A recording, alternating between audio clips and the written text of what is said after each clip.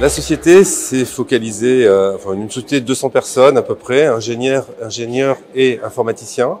Et on s'est beaucoup orienté dans l'innovation, recherche et développement, puis innovation, pour régler un problème qui nous paraît fondamental depuis plus de 30 ans, c'est les fuites d'eau. C'est un gaspillage de ressources en eau qui fait que l'eau n'arrive pas à destination. Il y a énormément de villes en Afrique sur lesquelles la distribution de l'eau n'est pas continue. C'est un problème d'hygiène, de santé publique, de survie quelquefois. Et on pense aujourd'hui qu'avec les technologies nouvelles qui sont développées notamment par Altereo, les fuites, on peut considérer que c'est une ressource en eau. Il suffit de garder l'eau dans les tuyaux, plutôt que d'aller les chercher à 200, 300, 500 km quelquefois. Donc c'est une solution sur laquelle les technologies peuvent apporter la solution au problème de façon probablement définitive.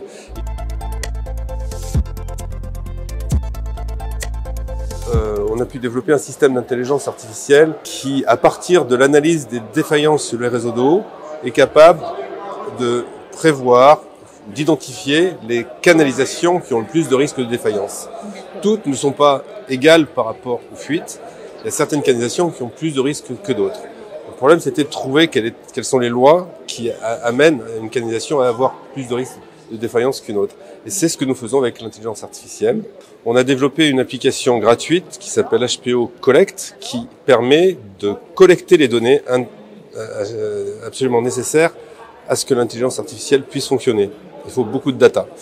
C'est pas très compliqué. Et aujourd'hui, chaque agent d'exploitation peut devenir, avec cette application qui fonctionne sur un smartphone classique, Android ou même iPhone, chaque agent d'exploitation peut devenir un capteur intelligent avec cette application qui, en moins de 20 secondes, lui permet, en 4 clics, de caractériser la fuite qu'il vient de réparer. Le moment où on répare une fuite est le seul moment où on a une donnée sur la fuite. Et quand on aura des dizaines, des centaines, des milliers, on a déjà d'ailleurs de fuites stockées sur un réseau d'eau, Dakar ou une autre ville, eh bien, on aura de quoi faire tourner un modèle qui permettra d'identifier les canalisations à plus fort risque de défaillance.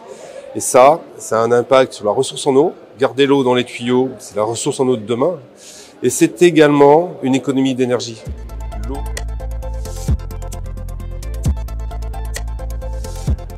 Régler le problème des fuites, diminuer les fuites dans le monde, ça va impacter de façon très significative l'émission de CO2 des services d'eau dans le monde. Et il y a un événement nouveau qui vient d'apparaître sur la planète aujourd'hui, c'est l'enchérissement très important du coût de l'énergie. Quand l'énergie double, ça a un impact sur les services d'eau. En Afrique, le coût de l'eau est composé à entre 40 et 60%, dirais-je, d'énergie, d'électricité. Doubler le prix de l'énergie, vous voyez bien que l'équation n'a pas de solution, et c'est ce qui est en train de se passer. Doubler le prix de l'énergie, ça veut dire qu'il n'y a plus d'argent pour payer le reste, les investissements, les salaires par exemple. Ou alors il faut augmenter le prix de l'eau, c'est une équation qui est compliquée. Donc cet électrochoc du prix de l'énergie, on pense qu'il peut quelque part être un peu salutaire pour que, grâce à des outils comme les nôtres, on puisse se mettre en mouvement pour que dans 2 ans, 3 ans, 5 ans, on ait des améliorations qui seront progressives, mais la détérioration était lente, l'amélioration peut pas être spontanée.